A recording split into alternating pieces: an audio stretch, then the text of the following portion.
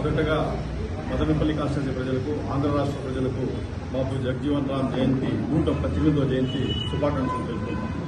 ఎందుకంటే ముఖ్యమంటే ఈరోజు మనం ఇక్కడ ఆయనను స్ఫూర్తి చేసుకుని ఈరోజు ఆయన గుర్తు చేసుకోవాలి. ఎందుకంటే ఈరోజు ఆయన జయంతి సందర్భంగా ఆయన మన దేశానికి చేసిన సేవ ఏమి, మన దేశానికి ఏం పాటుపడినాడు అనేది ఇప్పుడు మనం గుర్తు చేసుకునే అవసరం ఉంది. ఎందుకంటే అది గుర్తు చేసిన దానివల్ల ఏమవుతుందంటే మన భావి తరాలు కానీ, మన పిల్లలు కానీ వాళ్ళకు కూడా తెలుస్తుంది ఏ రకంగా మన పెద్దలు కష్టపడి ఈరోజు స్వాతంత్రం మన చేతికి తీసుకొచ్చినారు, ఏ రకంగా మనకు వాళ్ళ కష్టపడి మనం వేరే వాళ్ళ చేతులు మన స్వాతంత్రం తెచ్చి మన దేశాన్ని అభివృద్ధి చేశారు. వాళ్ళు ఈరోజు అంతా అభివృద్ధి చేసిన తర్వాత అది మన ఈరోజు చేతిలో అది కూడా మనం నడుపుకోలేకుండా పోతాం అంటే చాలా దౌర్భాగ్యమైన పరిస్థితిగా ఉంది. మనం ఫస్ట్ ఆఫ్ ఆల్ ఆయన గురించి మనం మాట్లాడుకుంటే ఆయన బీహార్లోని చండ్వా గ్రామంలో జన్మించాడు. ఆ టైంలో ఆయన జన్మించినప్పుడు ఏ రకంగా ఇవి ఉన్నాయంటే కుల మతాలు అనేవి చాలా ఎక్కువగా ఉండేవి.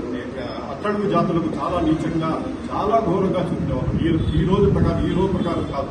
ఆ రోజు చాలా వరకు మేజర్ క్యాస్ట్ ని డామినేట్ చేస్తా ఉన్నాయి. అట్టడుగు వర్గాలకు తక్కువగా ఒకటి అసలు సమానంగా కూర్చొని పెట్టే వాళ్ళు కూడా కాదు, ఒక మాట్లాడే వాళ్ళు కూడా కాదు.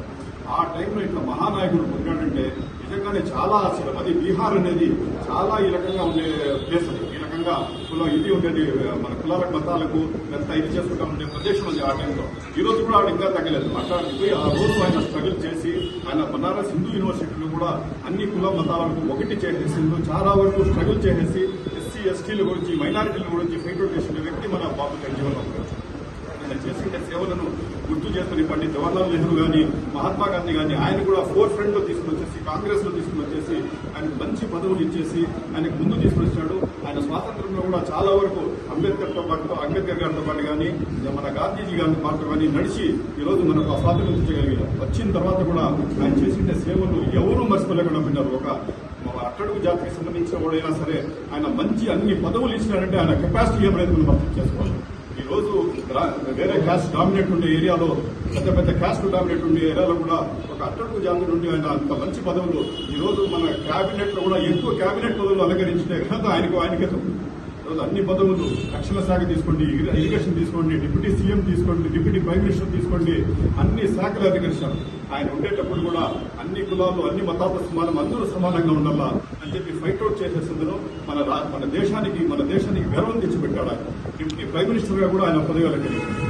ఈ రకంగా అన్ని రకాలుగా ఇది చేసుకుంటా ఆ జాతికే, ఆ దీనికే ఒక గర్వం తెచ్చిపెట్టే వ్యక్తి ఆయన.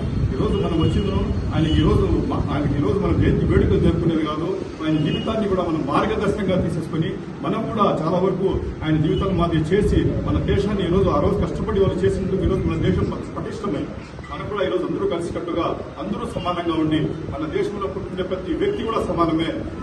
దేవుడు మనకు ఎవరికి సమానం చేయాల. ఒక మనిషి ఉన్నాడు, బ్రాహ్మిన్స్ కు 2 ముక్కులు, ముస్లింస్ కు 1 ముక్కు, అక్కడికి అర్ధ ముక్కు అనేది ఏమీ పుట్టించలేదు. అందరికీ దేవుడు సమానంగానే పుట్టించినాడు.